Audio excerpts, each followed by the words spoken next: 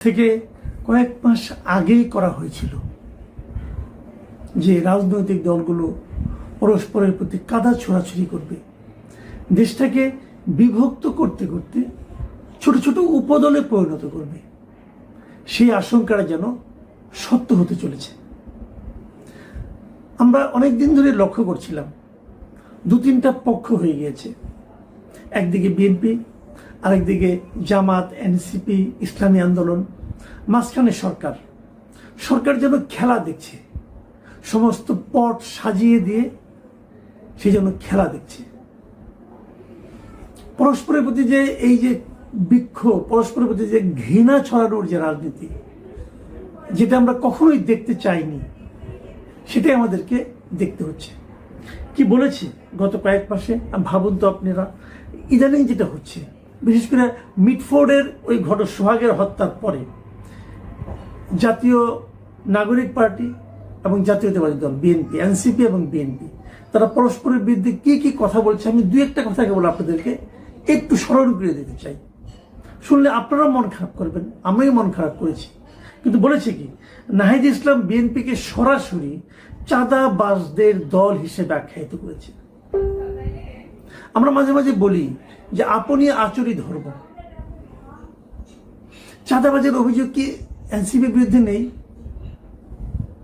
সেই এনসিপি যদি আজকে বলে যে বিএনপি চাঁদাবাজের দল, বিএনপির অনেক নেতাকর্মীর বিরুদ্ধে চাঁদাবাজের অভিযোগ আছে, এটা নিজেও জানি এবং আমরা বিভিন্ন জায়গায় যাই দেখি। চাঁদাবাজির অভিযোগ যারা ক্ষমতার সংশ্লিষ্ট থাকে অথবা যারা ক্ষমতায় যাবে বলে সম্ভাবনাময় মনে হয় তারাই করে বাংলাদেশে। এটা নামে কিছু যায় আসে না। এই মুহূর্তে এনসিপি সরকার ঘনিষ্ঠ দল, তারা চাঁদাবাজির সঙ্গে তাদের নাম জড়িয়ে যায়। বিএনপি আগামীতে ক্ষমতায় যেতে পারে, তাদের নাম চাঁদাবাজির সঙ্গে জড়িয়ে যায়। জামাতের নামও কোনো কোনো ক্ষেত্রে জড়িয়ে যায়, সেটা অন্য কারণে। এনসিপির শীর্ষ নেতা, দলের আহ্বায়ক নাহিদ ইসলাম সরাসরি বিএনপিকে চাঁদাবাজের দল হিসেবে আখ্যায়িত করেছেন। আর কি লাগে? দলের শীর্ষ নেতা যদি এই কথা বলে, তখন দলের যারা কর্মী আছেন তারা স্লোগান দেন। সেই স্লোগানটা কি? স্লোগানটা হলো চাঁদা তোলে পল্টনে, ভাগ যায় লন্ডনে। মানে বিএনপির শীর্ষ নেতৃত্বের প্রতি এক ধরনের ইঙ্গিতপূর্ণ এবং আমি মনে করি কিছুটা অশ্লীল একটা স্লোগান। এটিকে শোভন। আবার দেখেন বিপরীত দিকে বিএনপির সমাবেশ থেকেও একই ধরনের স্লোগান ওঠে। সেই স্লোগানটা কি? এক বোতল দুই ছিপি, জামাত আর এনসিপি। মানে এই যে স্লোগানগুলো, এই স্লোগানগুলোর মূল কথাটা কি? এবং বিএনপি নেতৃবৃন্দ বলেন, উচ্চারণ করেন, স্পষ্টভাবে উচ্চারণ করেন যে এনসিপির নেতাদের কথায় ফ্যাসিবাদের পদধ্বনি পাওয়া যাচ্ছে। দেখুন, এই মুহূর্তে দেশে আওয়ামী লীগ নেই, তাহলে যারা আছেন এরা সবাই কিন্তু বিগত যে ফ্যাসিবাদী সরকার ছিল, আমি যদি শেখ হাসিনার সরকারের কথা বলি, তাকে বিতাড়িত করার জন্য সবাই ঐক্যবদ্ধভাবে আন্দোলন করেছেন। সেই আন্দোলন শেষ হয়েছে, সামনে একটা নির্বাচন হবে। নির্বাচনকে সামনে রেখে তারা যার যার রাজনীতি করবেন, এতে আমার কোনো আপত্তি নেই। জনগণও বেছে নেবে যে এর মধ্যে কাকে নেওয়া যায়, কাকে দায়িত্ব দেওয়া যায়। এটাই হতে পারত সুস্থ রাজনৈতিক সংস্কৃতি। তা কি হলো? হলো না। আওয়ামী লীগ একদিকে দেশ থেকে নেই, তারপরে কি করলো? সবাই মিলে আওয়ামী লীগের রাজনীতিকে বন্ধ করে দিল। দেওয়ার পর কি হলো? একটা বড় শক্তিকে আপনি খেলার মাঠ থেকে সরিয়ে দিলেন।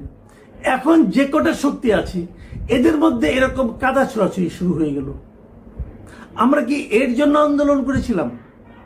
আমরা কি এর জন্য নিজেদের জীবনকে ঝুঁকির মুখে ফেলে আন্দোলন করেছিলাম? আন্দোলন কিন্তু এককভাবে কেউ করেনি। এই আন্দোলনে বিএনপি ছিল, এই আন্দোলনে জামাত ছিল, এই আন্দোলনে ছাত্ররা ছিল, এই আন্দোলনে যারা রাজনীতি করেন না তেমন সাধারণ মানুষও ছিল। আন্দোলনে একক কৃতিত্ব যেই দাবি করুক, আজকে অনেকে দাবি করে তারাই আন্দোলনে সিপাহসালার ছিলেন, কথাটা ঠিক নয়। এটা একদিনের আন্দোলন নয়, এটা 17 বছরের আন্দোলন। এবং এই আন্দোলনে সমস্ত রাজনৈতিক দল ছিল, সমস্ত অরাজনৈতিক ব্যক্তিরাও ছিল। সকলে সেই সম্মিলিত আন্দোলনকে একসঙ্গে আমরা সবাই মিলে যে আন্দোলন করলাম, কাঁধে কাঁধ মিলে যে আন্দোলন করলাম, সে আন্দোলনের পর এখন আমরা পরস্পরের কাঁধ থেকে মাথাটাকে সরিয়ে দেওয়ার কথা ভাবছি। কিভাবে একে অপরকে বেইজ্জতি করা যায় তার জন্য অশ্লীল শব্দ প্রয়োগ করছি। এটা কেন? তাহলে এতে কি আমাদের ক্ষুদ্রতাটাই প্রকাশিত হচ্ছে না? আপনারা জনগণের কাছে যান, নির্বাচন করুন। জনগণ যদি আপনাকে নির্বাচিত করে, আপনি শাসন করবেন 5 বছর। নির্বাচিত না করলে পরের 5 বছরের জন্য চিন্তা করবেন। এটাই তো হওয়া উচিত ছিল সুস্থতা। যখন আপনি দেখেন যে আপনার কোনো সম্ভাবনা নাই, তখন আপনি নানা ক্যারিকেচার করে নির্বাচন পিছিয়ে দেওয়ার চেষ্টা করেন, অথবা একটা আওলা বাঁচানোর চেষ্টা করেন। এটা কোন ধরনের মানসিকতা? দেখুন, আমি একটা কথা বলি, এর মধ্যে বিএনপি মহাসচিব একটা কথা বলেছেন এই মিটফোর্ডের এই ঘটনাকে কেন্দ্র করে। তিনি বলেছেন, সরকার পরিচালনার দায়িত্বে না থাকা সত্ত্বেও একটি রাজনৈতিক দল ও তার প্রধান নেতৃত্বকে দায়ী করে মিছিল এবং অশ্লীল ভাষা প্রয়োগ করা হচ্ছে। এটি রাজনৈতিক সংস্কৃতিকে আবারও সেই ফ্যাসিবাদের যুগে ফিরিয়ে নিয়ে যাচ্ছে কিনা এমন প্রশ্ন উঠতেই পারে। এই কথাটা আমি বললাম একটু আগে, যে বিএনপির নেতৃবৃন্দ বলছেন যে এনসিপির কথাবার্তা ফ্যাসিবাদের যেন ছায়া তারা দেখতে পাচ্ছেন। বিভিন্ন শিক্ষা প্রতিষ্ঠান আমরা দেখেছি এই ধরনের মিছিল হচ্ছে, বিএনপির এগেইনস্টে মিছিল হচ্ছে। আজকে আবার দেখলাম বিএনপির এই আপনার স্বেচ্ছাসেবক দল তারা শাহবাগ অবরোধ করে বসে আছে এনসিপির এই সমস্ত মানে মাঠ গরম হয়ে যাচ্ছে। পরস্পরের বিরুদ্ধে শক্তি প্রদর্শন করছে, পরস্পরের বিরুদ্ধে অশ্লীল বাক্য প্রয়োগের প্রতিযোগিতা শুরু করে দিয়েছে। এটা তো আমরা চাইনি।